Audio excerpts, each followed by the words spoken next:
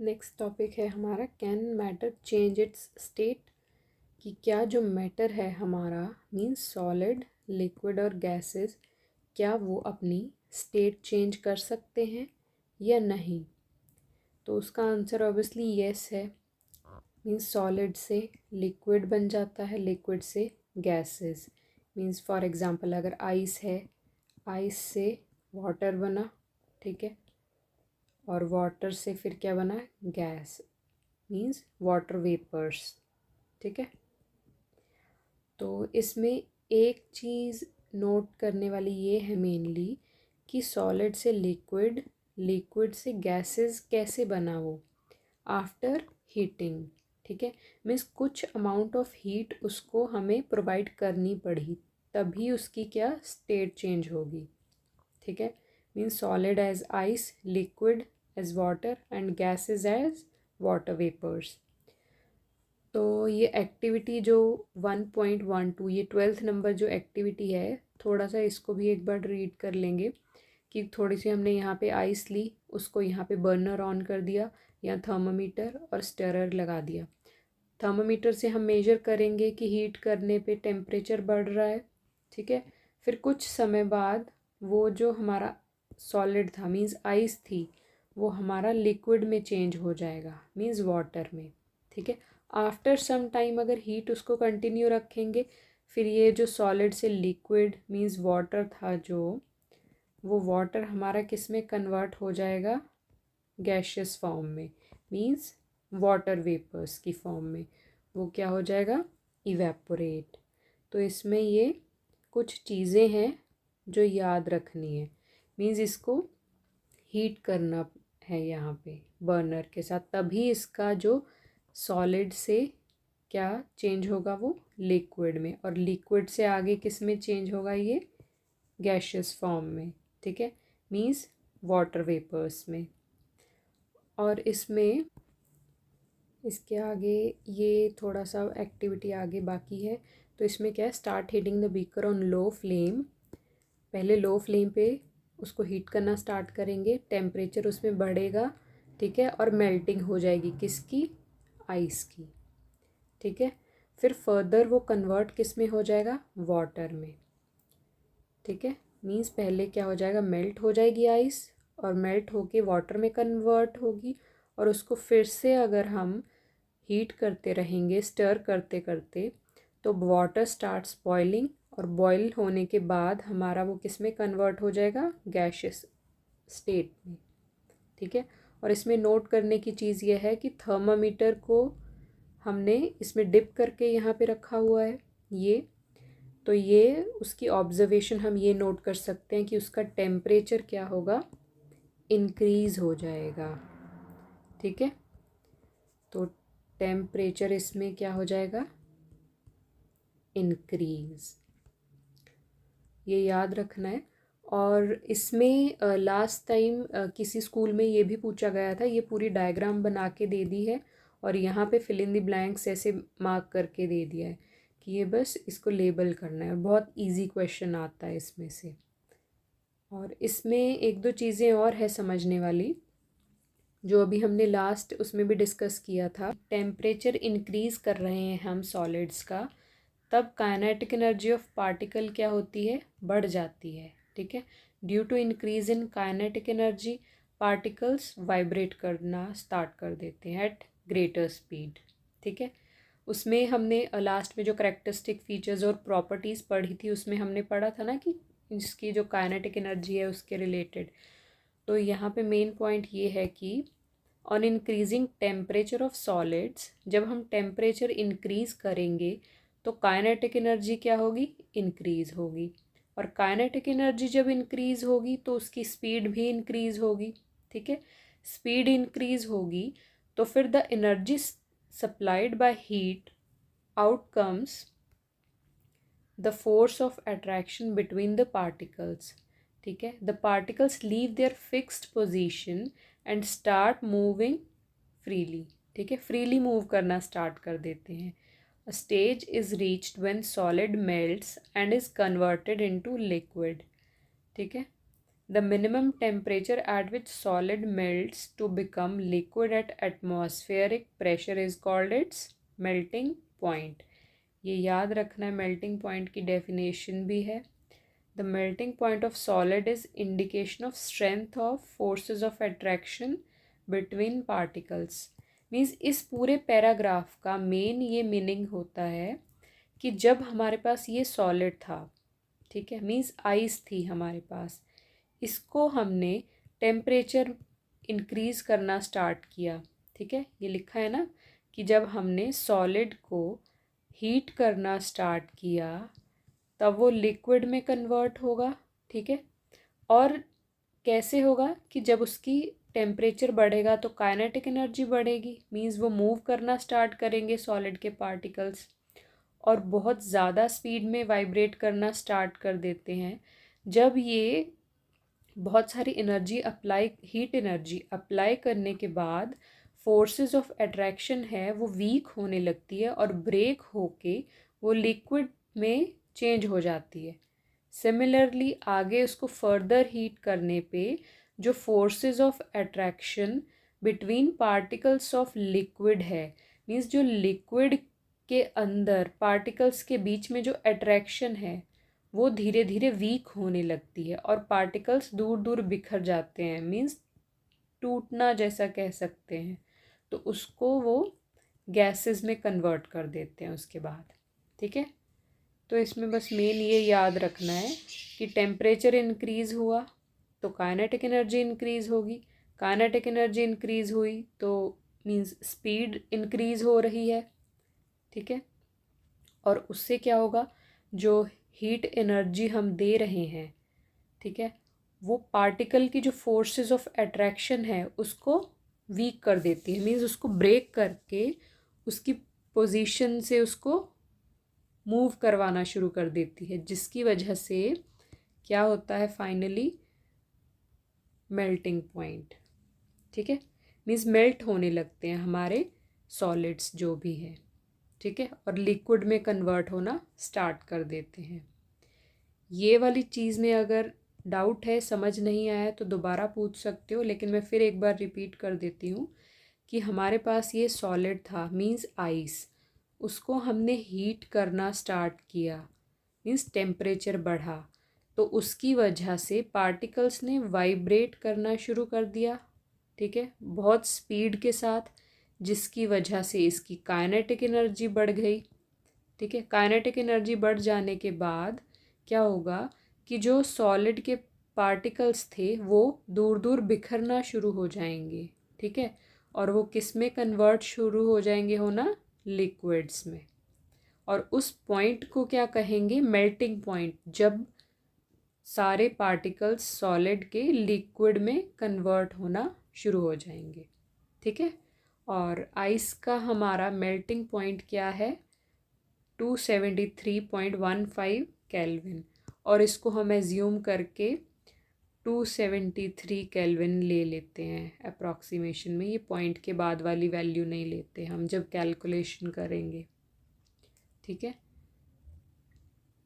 यहाँ पे हमें एक और टर्म ये याद रखनी है, मोस्ट इम्पॉर्टेंट टर्म हमारी ये लेटेंट हीट की, ठीक है. ये बहुत इम्पॉर्टेंट है और ये डेफिनेटली पक्का एग्ज़ाम में आती है, लेटेंट हीट ऑफ फ्यूजन, ठीक है. और एक ये है और दूसरा है हमारा ये लेटेंट हीट ऑफ वेपोराइजेशन, ठीक है. ये मैं अभी समझा देती हूँ, उसके पहले थोड़ा सा कुछ ये बता देती हूँ कि ये जो हमारा केल्विन है ये टेम्परेचर की क्या है, यूनिट, ठीक है. और ये डिग्री सेल्सियस, ये तो हमें मालूम ही है कि डिग्री सेल्सियस भी क्या होती है, टेम्परेचर की यूनिट. मीन्स ये the kelvin is SI unit of temperature. तो हमारे जो केल्विन है वो टेम्परेचर की क्या है, SI यूनिट. और हमारा जो डिग्रीज़ में होता है 0 डिग्री हमारा 273 केल्विन के इक्वल होता है, ये भी याद रखना है, ठीक है. ये भी इम्पॉर्टेंट है क्योंकि ये हमें कैलकुलेशन में काम आएगा, इसमें न्यूमेरिकल्स हैं थोड़े से आगे. और बाकी ये इसमें कन्वर्जन बताई गई है, थोड़ा सा कि उसको राउंड ऑफ टू, ये 15 है उसको हम स्किप करके ओनली 273 ले लेते हैं टेम्परेचर, और 0 डिग्री, बस ये मेनली याद रखना है अच्छे से, ठीक है। और एक और चीज़ कि हमारे सॉलिड्स हैं, ठीक है, सबसे पहले उसको हीट किया तो लिक्विड बनेंगे, लिक्विड को हीट किया तो गैशियस स्टेट बनेगी, और अगर रिवर्स करना शुरू कर दें, ठीक है, मीन्स गैशियस फॉर्म को अगर कूल करें तो हमारा लिक्विड बनेगा, ये कंडेंसेशन होती है। फिर आगे लिक्विड को और ज़्यादा कूल कर दिया जाए तो हमारा सॉलिड बन जाएगा। मीन्स हम यहाँ पे आइस को हीट किया तो वाटर बना, वाटर को हीट किया तो वाटर वेपर्स बना, वाटर वेपर्स को कंडेंसेशन से अगर हमने किया तो हमारा लिक्विड बनेगा दोबारा, लिक्विड को अगर हमने फ्रीज़ कर दिया, ठीक है, उसको एकदम फ्रीज़ कर दिया तो हमारा क्या बनेगा, फिर से आइस बन जाएगा, ठीक है। ये पूरा इसमें प्रोसेस थोड़ा सा बताया है, तो इसको थोड़ा सा रीड कर लेना। मेन इसमें हम ये पढ़ते हैं latent heat of fusion and latent heat of vaporisation. इसकी बहुत अच्छी डेफिनेशन हमें यहाँ पे इसके समरी में भी दी हुई है।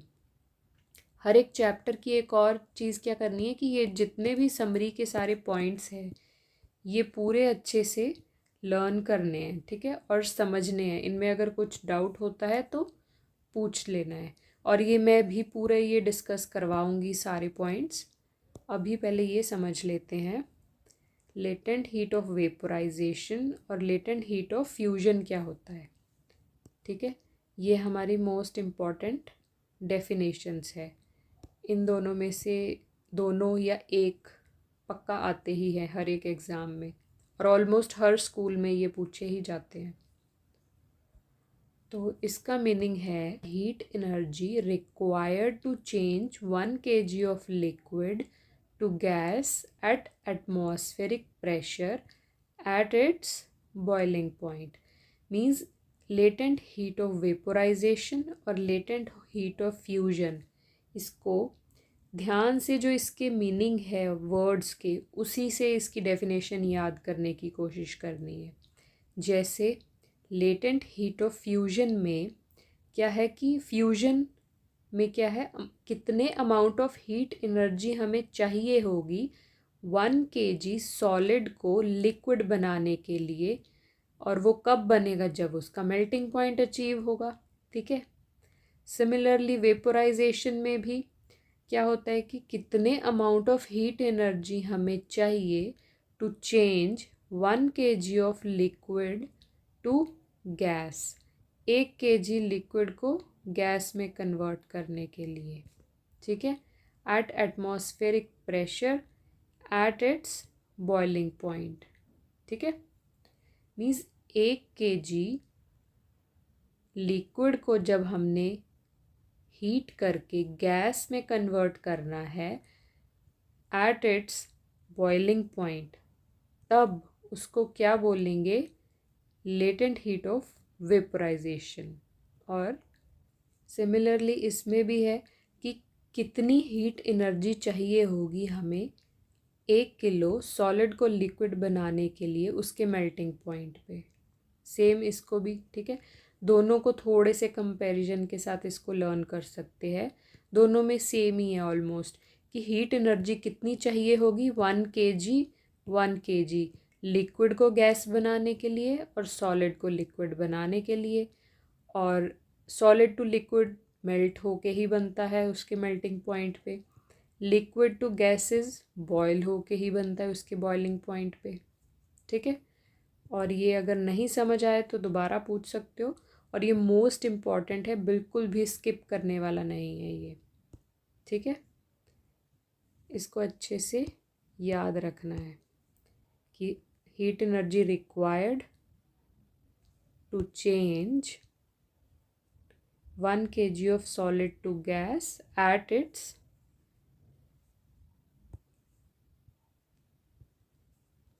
boiling point, ठीक है। Similarly, amount of heat energy required to change 1 kg solid at its melting point. ठीक है, उसके बाद नेक्स्ट हमारा टॉपिक है इसका, ये थोड़ा सा बाकी है, इस पूरे पैराग्राफ में यही समझाया हुआ है। ठीक है, इसको एक बार रीड कर लेना है, कुछ डाउट होगा तो पूछ सकते हो। इम्पॉर्टेंट इसमें लेटेंट हीट ऑफ वेपोराइजेशन और लेटेंट हीट ऑफ फ्यूजन ही था। उसके बाद नेक्स्ट हमारी ये भी काफ़ी ज़्यादा इम्पॉर्टेंट एक्टिविटी है। इसमें क्या होता है कि जब हम पहले ये वाला हम समझ लेते हैं, inter conversion of 3 states of matter, ये भी काफ़ी इम्पॉर्टेंट है। ठीक है, और अच्छे से याद रखना है इसको भी। इसमें क्या होता है कि जब हम सॉलिड से लिक्विड में जाते हैं तो क्या होता है, फ्यूजन, और लिक्विड से जब हम गैशियस फॉर्म में जाते हैं तो क्या होता है, वेपोराइजेशन। ठीक है, उस फिनोमेना को क्या बोलते हैं, वेपोराइजेशन। और जब हम गैशियस स्टेट से सॉलिड स्टेट में जाते हैं तो होता है डेपोजिशन।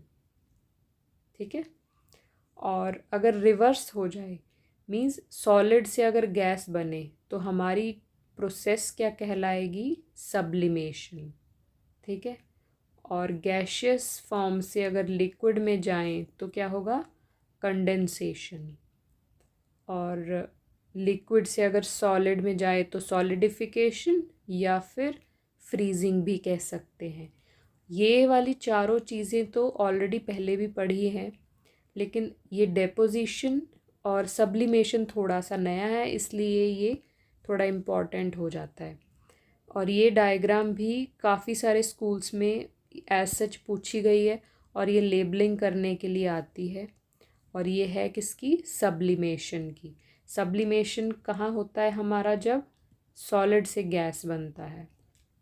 तो हमने यहाँ पे क्या किया था, ये बर्नर है, चाइना डिश है, और इसमें कैम्फर के वेपर्स हैं, यहाँ पे लिए, यहाँ पे इसके वेपर्स है एकदम स्मॉल, और इसमें हमने इन्वर्टेड फनल रखा हुआ है ऊपर और कॉटन प्लग लगा के।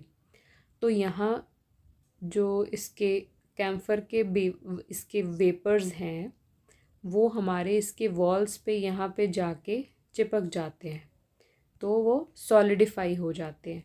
मीन्स हम ये कह सकते हैं इसमें कि हमारा जो सॉलिड था उसको हमने हीट किया, तो सब्लिमेशन की प्रोसेस होने के बाद वो गैशियस फॉर्म में बनेगा यहाँ पे, तभी जाके यहाँ ऊपर सॉलिडिफाई होगा ये। ठीक है, मीन्स यहाँ पे मेन ये इन वेपर्स का रोल है। ये फिल इन द ब्लैंक्स करके ऐसे ब्लैंक्स में आया था किसी एग्ज़ाम में, और ये इम्पॉर्टेंट है, अच्छे से याद रखना है। ठीक है, ये वाली एक्टिविटी में। और इसकी मैं जो डेफिनेशंस हैं वो समरी में काफ़ी अच्छी दी हैं, वो सारी यहाँ से करनी है। सब्लिमेशन की डेफिनेशन, ठीक है, डेपोजिशन की ये डेफिनेशन है, और ये बॉइलिंग की डेफिनेशन भी इधर दी हुई है। तो ये सारी चीज़ें अच्छे से याद करनी है, डेफिनेशंस भी इनकी। तो सब्लिमेशन में क्या है कि जब change of solid state directly into gaseous state without going through liquid state, means जब भी सॉलिड डायरेक्टली किस में, गैशियस में चेंज होती है तब सब्लिमेशन होती है। और डेपोजिशन में क्या होता है कि जब गैशियस स्टेट डायरेक्टली सॉलिड में कन्वर्ट होती है तब हमारा क्या कहलाता है। बॉइलिंग में क्या है हमारा कि ये बल्क फिनोमिनन है ये, और इसमें क्या होता है, particles from bulk whole of liquid changes into water vapours. ठीक है, और ऐसे ही मेल्टिंग की डेफिनेशन, मेल्टिंग पॉइंट, उसकी डेफिनेशन पीछे दी हुई है, वहाँ से करनी है। ठीक है, जो मैंने अंडरलाइन करवाई है। और उसके बाद हमारे पास है ये वाली इम्पॉर्टेंट लाइन, यहाँ पे जो है ये भी काफ़ी इम्पॉर्टेंट है, इस पे पूरा नेक्स्ट टॉपिक है हमारा, तो इसको यहाँ पढ़ लेते हैं एक बार। The states of matter are inter convertible, ये तो हमने अभी पढ़ ही लिया कि solid to liquid, liquid to gaseous हम स्टेट्स को कन्वर्ट कर सकते हैं। ठीक है, the state of matter can be changed. और वो स्टेट्स ऑफ मैटर है कैसे चेंज की जाती हैं, सबसे इम्पॉर्टेंट यही है इसका कि by changing temperature and pressure. ठीक है, ये बहुत इम्पॉर्टेंट पॉइंट है कि उसका टेम्परेचर और प्रेशर चेंज करके हम सारी स्टेट्स को इंटर कन्वर्ट कर सकते हैं। ठीक है, जैसे इधर यहाँ पे यही बताया गया है, ये वाली एक्टिविटी जो डायग्राम है इसमें यही बताया है कि हम जैसे ही ये लाइनें पहले यहाँ पे, इसमें ये लाइन काफ़ी इम्पॉर्टेंट है। सॉलिड्स जो भी होते हैं, CO2 get converted directly into gaseous state on decreasing pressure to 1 atmosphere. ये मैंने बताया था ना कि प्रेशर की यूनिट क्या होती है, एटमॉस्फेयर, याद रखना है ये। ठीक है, तो without coming into liquid state, this is known as dry ice. ठीक है, ड्राई आइस किसे कहते हैं, इसकी डेफिनेशन भी काफ़ी सारे स्कूल्स में पूछी गई है, तो ये याद रखना है। ठीक है, मीन्स इसमें क्या है, मैं एक बार यहाँ पे भी समझा देती हूँ कि ये ड्राई आइस का, यहाँ पे जब भी हमारा CO2 जो होती है वो सॉलिड फॉर्म में हो, ठीक है, उसको क्या बोलेंगे हम, ड्राई आइस। ठीक है, solid form of CO2 is called dry ice. और ये बनते कैसे हैं कि डायरेक्टली ये सॉलिड से गैशियस फॉर्म में चेंज हो जाती है। ठीक है, इसका प्रैक्टिकल एग्जांपल हम देख सकते हैं कि ये सॉलिड से डायरेक्टली गैशियस फॉर्म में कब कन्वर्ट करते हैं। ये देखा होगा ना कि कभी कभी किन्हीं किसी खाने पे या फिर शादी में या फिर किसी पार्टी में या फंक्शन में एकदम धुआं धुआं कर देते हैं आर्टिफिशियल, वो इसी से करते हैं। जो ड्राई आइस होता है मीन्स सॉलिड CO2 होता है, तो ये सॉलिड फॉर्म में होता है, उसको एकदम से वो गैशियस फॉर्म में चेंज हो जाता है डायरेक्टली। ठीक है, मीन्स फॉग जैसे वो दिखाई देता है, धुआं सा। ठीक है, तो इसमें यह है कि solid CO2 get converted into directly किसमें, गैशियस स्टेट में, on decreasing pressure to 1 atmosphere without coming to liquid. इसीलिए वो जो CO2 होती है उसको ड्राई आइस कहा जाता है।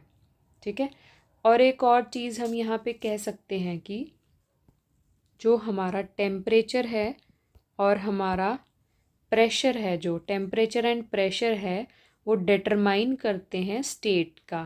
ठीक है, मीन्स सॉलिड से अगर गैशियस में जाना है या इधर लिक्विड से सॉलिड में जाना है या लिक्विड से गैशियस फॉर्म में जाना है तो टेम्परेचर इंक्रीज़ करेंगे यहाँ पे। ठीक है, और इधर क्या करेंगे, डिक्रीज़ करेंगे टेम्परेचर। ठीक है, सिमिलरली प्रेशर में भी ऐसे ही होता है। प्रेशर जब हम डिक्रीज़ करते हैं, ठीक है, जैसे मान लो ये एग्जांपल प्रेशर का दिया हुआ है कि प्रेशर जब हमने अप्लाई किया तो पार्टिकल्स एकदम पास पास आ गए और ये एकदम हमें कूलिंग इफ़ेक्ट शो करेंगे। ठीक है, ये पार्टिकल्स एकदम जब पास पास आ जाते हैं तब प्रेशर हाई होता है और वो कूलिंग इफ़ेक्ट शो करते हैं। ठीक है,